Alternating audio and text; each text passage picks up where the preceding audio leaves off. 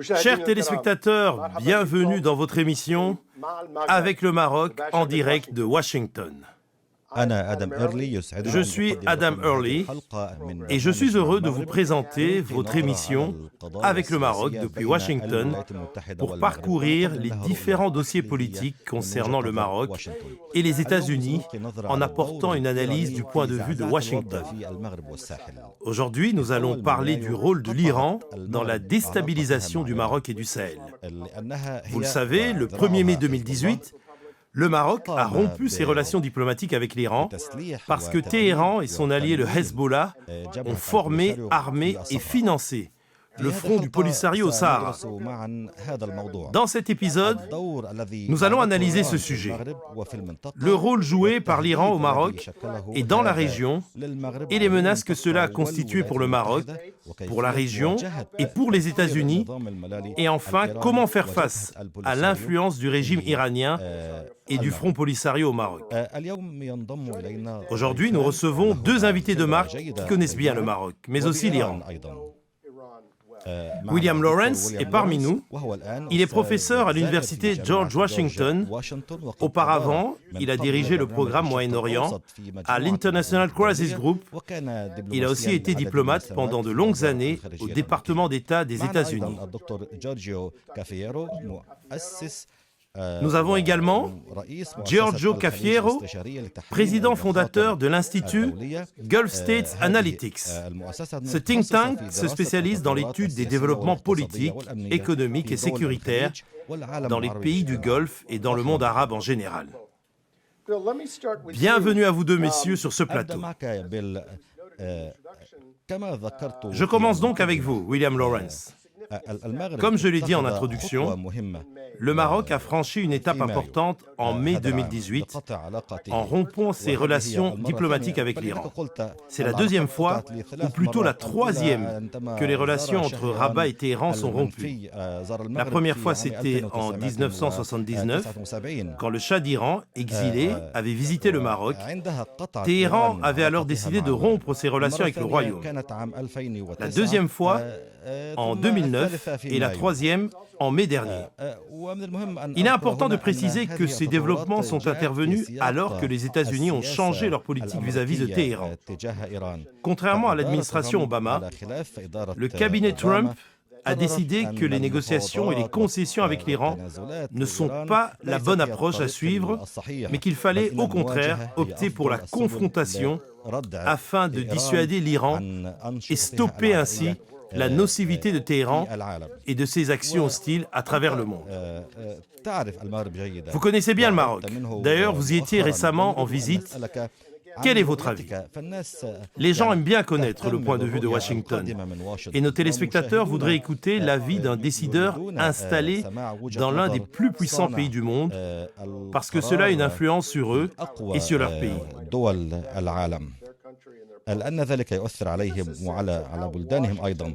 Pouvez-vous nous donner une idée sur la réponse américaine suite à la décision du Maroc? Est-ce que Washington estime que l'Iran exerce une hégémonie grandissante au Sahara? Quelle est votre vision et celle de l'administration américaine et de ses conseillers, en tout cas ceux avec qui vous avez échangé?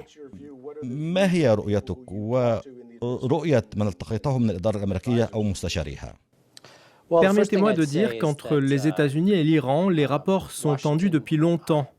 Et donc, toute occasion permettant d'exercer plus de pression sur l'Iran et de l'isoler encore plus diplomatiquement sur le plan international est vue comme une bonne chose par l'administration à Washington, surtout que la deuxième série de sanctions américaines contre l'Iran entre en vigueur début novembre.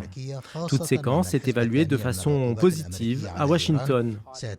Je pense que l'administration Trump n'exclut pas toute négociation avec l'Iran, mais elle voudrait suivre la même stratégie qu'avec la Corée du Nord, en exerçant d'abord une forte pression sur l'Iran pour l'amener à faire plus de concessions et permettre ainsi de progresser et de parvenir à une meilleure solution que l'accord nucléaire de Vienne, le fameux PAGC, le plan d'action global commun.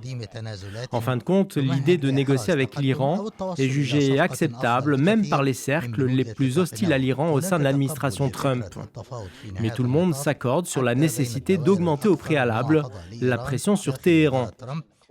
Je crois que la participation du Maroc à la coalition arabe au Yémen est beaucoup plus importante que la décision de rompre ses relations diplomatiques avec l'Iran. Car plus il y a de rapprochement du Maroc avec la coalition dans le Golfe face à l'Iran, plus il y aura de rapprochement avec Washington. Si nous considérons les priorités de la diplomatie américaine au Proche-Orient, comme je les ai classées personnellement, selon les déclarations de l'administration américaine, on constate que la priorité, c'est la lutte antiterroriste et ensuite la confrontation avec l'Iran. L'important ici, c'est le degré de qualification de l'Iran pour cela. L'administration Trump ne s'oppose pas au dialogue avec l'Iran, mais elle a fixé 12 conditions. La première, c'est de quitter le territoire syrien et aussi d'arrêter l'appui au Hezbollah, et ça, c'est lié à l'inquiétude du Maroc concernant le Sahara. Il y a toute une liste de conditions, mais celles que nous avons évoquées sont les deux principales, et il est inimaginable que l'Iran applique la moindre de ces conditions. Giorgio Cafiero, vous avez suivi de près et analysé l'attitude iranienne, et il me semble que ce que dit le Maroc sur l'Iran est conforme à ses modes opératoires au Yémen, en Irak, en Syrie, au Liban ou dans quelques pays de l'Afrique du Nord et du Sahel qui sont ciblés par l'Iran à chaque fois qu'une opportunité se présente.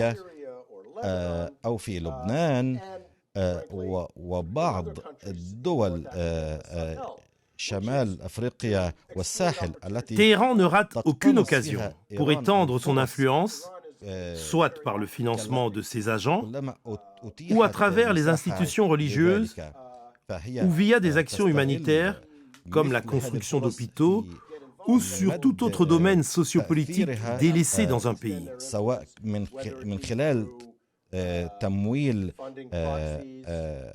وكلائها أو من خلال المنشآت الدينية أو الأنشطة الإنسانية مثل بناء المستشفيات أو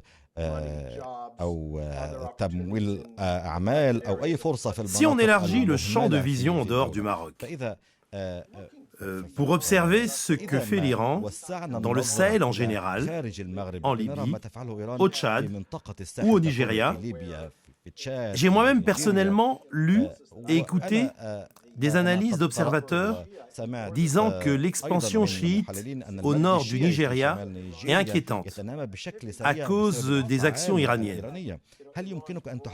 Pouvez-vous nous parler de la stratégie iranienne au Sahel et en Afrique du Nord? Absolutely. I think it's useful to go back to 1979 with the Iranian Revolution and the subsequent. Certainement.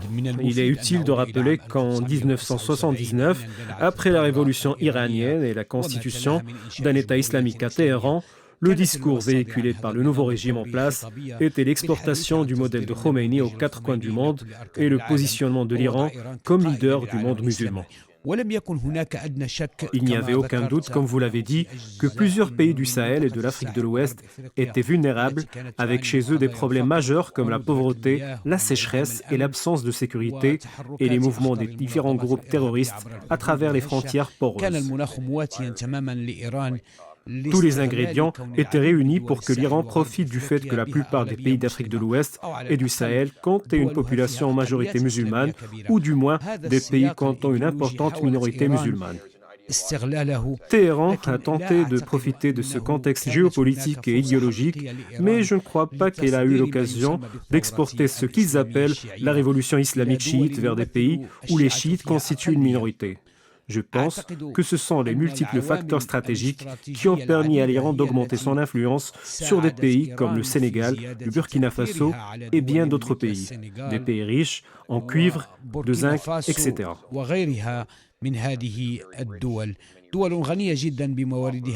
Quand l'Iran a été sanctionné à cause de son programme nucléaire, ces pays ont constitué une bouée de sauvetage pour l'Iran pour contourner les sanctions économiques.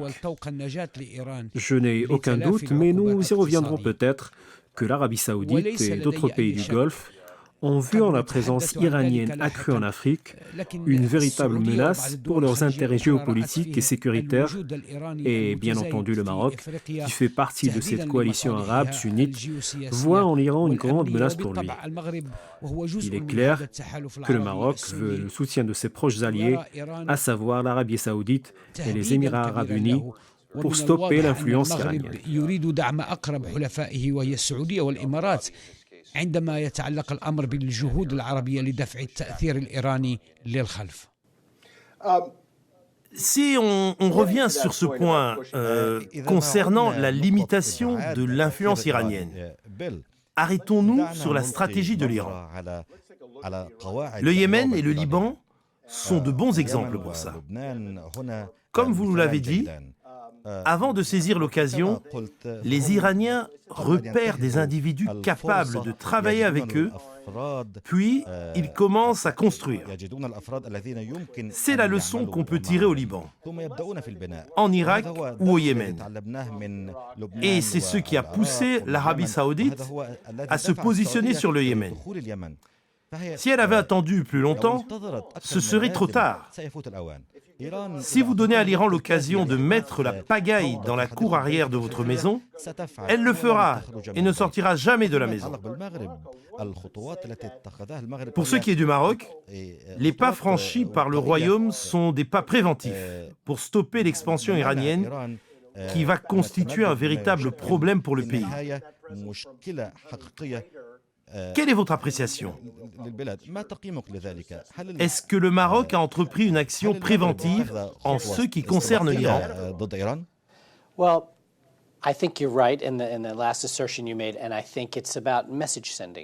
Je crois que vous avez raison concernant la manière d'adresser le message, ce qui est une chose importante et qui concerne une série de divers dossiers, comme l'a expliqué Giorgio. Il y a d'une part le volet culturel et religieux du projet iranien, et d'autre part le volet géopolitique, en plus du volet économique de ce projet. La plupart du temps, il y a interférence entre ces différents volets, mais parfois ça ne se fait pas. Et généralement, certains analystes comprennent mal cette situation confuse, où il arrive qu'on assiste à des développements politiques et religieux sans les aspects économiques, ou alors que certains d'entre eux dominent les activités iraniennes. De ce fait, la complexité de la stratégie iranienne fait que certains analystes ne saisissent pas la vérité des choses. L'Iran a profité de façon considérable de la situation qui a suivi la période dite du printemps arabe. Et en aucune façon que ce soit, il ne faut sous-estimer les succès obtenus par Téhéran.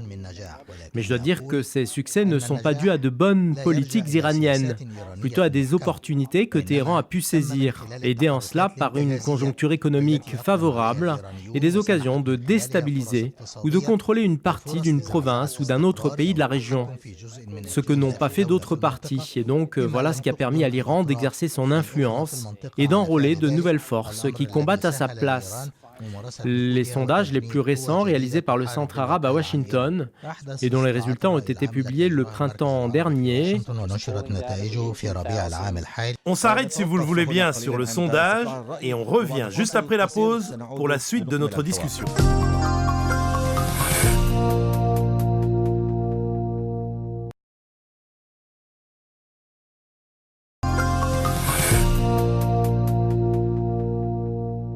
Bienvenue une nouvelle fois dans votre émission Avec le Maroc depuis Washington. On poursuit la discussion là où on s'était arrêté. William Lawrence, vous parliez avant la pause des sondages d'opinion sur les avis des populations arabes concernant l'Iran. Poursuivez votre idée, s'il vous plaît. Le sondage le plus récent et dont les résultats ont été publiés le printemps dernier concernait un panel de 18 000 personnes réparties dans 11 pays arabes, dont le Maroc, c'est-à-dire globalement tout le monde arabe, excepté les pays qui connaissent des troubles et certains pays du Golfe. Ce sondage a montré clairement qu'en dépit de l'impopularité de la politique étrangère iranienne, parmi les populations arabes sondées, l'Iran reste quand même très populaire par rapport à d'autres pays qui mènent une politique d'hégémonie, parmi lesquels les États-Unis. Speaking of that, Giorgio, let's talk about Iranian, Giorgio Cafiero, à propos de ce que vous avez dit sur l'Iran, l'on sait que ce pays ne rate aucune occasion, non seulement pour promouvoir l'expansion du chiisme en soutenant les groupes chiites, mais aussi en collaborant avec des extrémistes sunnites. L'Iran soutient le Polisario avec des procédés qui constituent un danger pour le Maroc, mais nous avons remarqué cela aussi en Irak, en Afghanistan ou à Gaza et dans d'autres endroits. L'Iran soutient les djihadistes salafistes sunnites.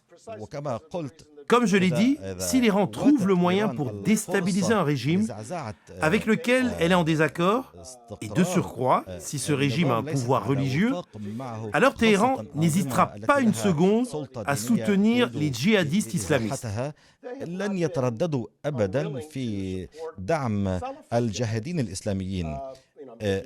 L'Iran avait, par exemple, accueilli Hazem Ben Laden, et cette question, je la pose à tous les deux.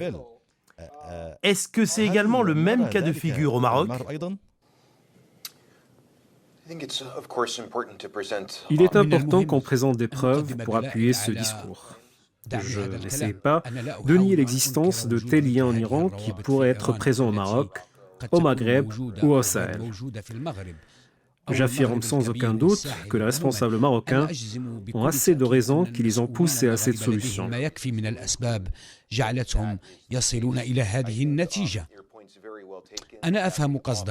Je comprends parfaitement ce que vous voulez dire. Nous parlons fréquemment de la politique extérieure de l'Iran d'un point de vue confessionnel uniquement. Mais je sais qu'il faut se mettre à l'esprit que l'Iran a des divergences avec certains groupes chiites en Irak. Et comme vous l'avez dit, l'Iran veille à entretenir des relations avec des groupes sunnites influents dans la région, comme le Hamas, et c'est là un parfait exemple. Malgré l'éloignement géographique du Maroc, le royaume subit les effets de la tension entre Téhéran et les pays arabes et ce sentiment n'est pas prêt de se dissiper.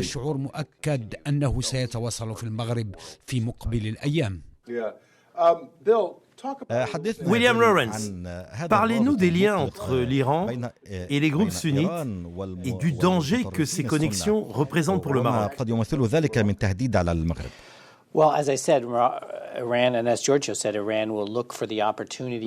Comme je l'ai dit auparavant, l'Iran guette les opportunités. Par exemple, sur plus de 200 tentatives d'opérations terroristes avortées au Maroc, et ce grâce à la vigilance des services de sécurité, nous n'avons relevé aucune empreinte derrière ces plans. Alors même que nous avons dans le même temps remarqué que l'Iran a coopéré avec les extrémistes sunnites dans plusieurs autres pays de la région. Cela n'est donc pas avéré au Maroc jusqu'à maintenant. Ce qui suscite peut-être le plus d'inquiétude de la part des autorités marocaines, et cela nous ramène aux événements de 2009, quand les relations s'étaient détériorées entre le Maroc et l'Iran, c'est la minorité chiite vivant au nord du royaume, sachant que certains groupes chiites agissent parfois dans la clandestinité. Durant mes dernières visites au Maroc, j'ai appris que certains chiites, que ce soit ceux qui le clament ou ceux qui le taisent, essayent de redécouvrir la doctrine chiite, ce qui constitue pour l'Iran une occasion en or pour s'infiltrer au Maroc. De ce fait, il y a des discussions à plusieurs niveaux sur la façon de contrer l'Iran. Concernant la coopération entre l'Iran et ses alliés implantés dans divers pays, à la recherche d'opportunités, je peux déterminer un fait précis qui a été derrière la dernière dégradation des relations maroco-iraniennes. Tindouf, en Algérie, a abrité un colloque, dangereux à mon avis, qui appelait à une discussion stratégique et auquel a participé une femme algérienne qui s'appelait Dibi Reitos et qui est mariée ou fiancée à une personnalité influente. Le but de la réunion était de chercher des opportunités pour l'Iran. Il était clair que l'Iran était à la recherche de telles opportunités, qu'elles soient religieuses, stratégiques, économiques ou autres. Il y a plusieurs manières pour atteindre ce but, soit par le trafic d'armes ou de drogue, généralement quand on entend parler de quelqu'un qui entretient des relations avec le Hezbollah et qui est impliqué dans le trafic d'armes, nous insistons sur ses liens avec le Hezbollah. On oublie qu'il est aussi marchand d'armes. Je pense qu'il est important de souligner que le Trésor américain a imposé des sanctions contre les entités en Afrique de l'Ouest et en Afrique du Nord parce que ce sont des interfaces du Hezbollah. Ce dernier est financé par l'Iran, mais d'une manière semblable à celle de la Corée du Nord. En fait, c'est une sorte d'économie secrète, basée sur la criminalité, le trafic de drogue, la traite des êtres humains et le blanchiment d'argent.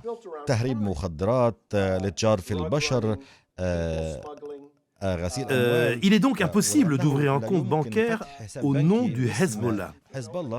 Alors, ils utilisent au final des entreprises fictives en Afrique de l'Ouest et en Afrique du Nord.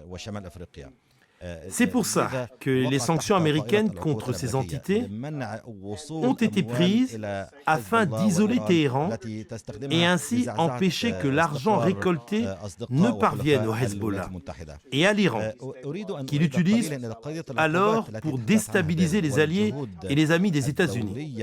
Je voudrais revenir sur les sanctions américaines contre l'Iran et les efforts internationaux pour mettre la pression sur Téhéran afin d'empêcher le financement illicite du Hezbollah et de ses agents au Maroc et dans d'autres endroits. Le 4 août, les sanctions sont entrées en vigueur pour arrêter les transactions financières avec l'Iran et lui interdire l'achat de dollars américains et le commerce de certains produits, sans oublier l'interdiction de tout appui à la dette souveraine iranienne. Et le 6 novembre, d'autres sanctions plus lourdes et plus sévères et avec plus d'impact ont été appliquées, empêchant ainsi tout achat du pétrole iranien. Cela veut dire que les différents pays cesseront toute transaction avec les ports d'Iran et aucun échange avec la Banque centrale iranienne ne peut se faire. Alors, partant de là, les entreprises quittent l'Iran les unes après les autres.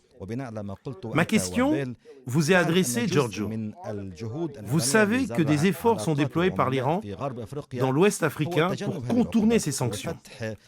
Ces agents criminels dans la région lui fournissent une autre source de revenus.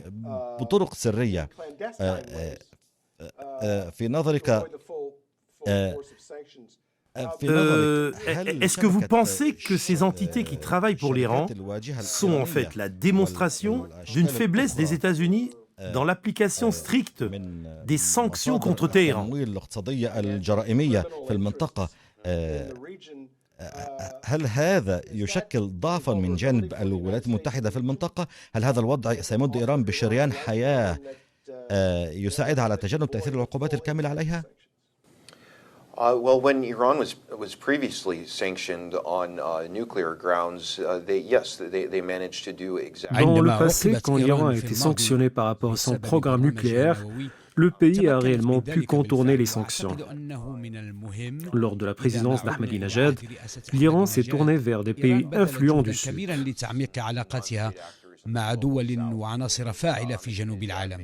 On a vu Ahmadinejad en visite dans des pays d'Amérique latine, aussi aux États-Unis. L'Iran a aussi développé des relations avec le Zimbabwe et d'autres pays en Afrique. Et après un réchauffement des relations avec les États-Unis, lors des présidences d'Obama et de Rouhani, l'Iran a consolidé ses liens avec l'Europe, la Russie et la Chine. Je pense qu'avec l'apparition d'éléments radicaux dans le régime iranien, surtout les gardiens de la révolution, qui disposent de larges pouvoirs aux dépens des leaders civils modérés à Téhéran, il y a de grandes chances de voir l'Iran développer ses liens avec ses réseaux mafieux partout dans le monde et qui étaient actifs et puissants du temps d'Ahmadinejad.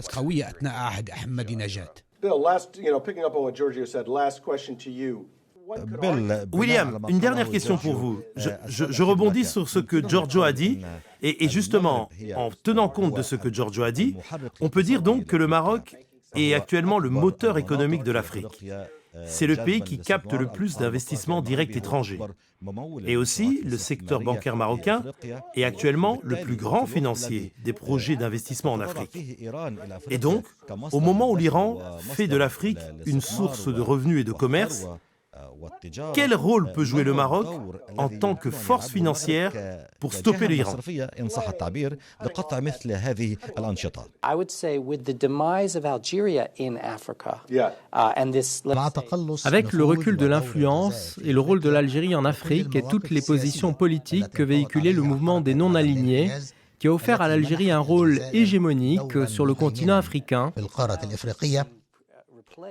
on a remplacé tout ça par une nouvelle vision de l'Afrique et du rôle des pays de l'Afrique du Nord dans le continent.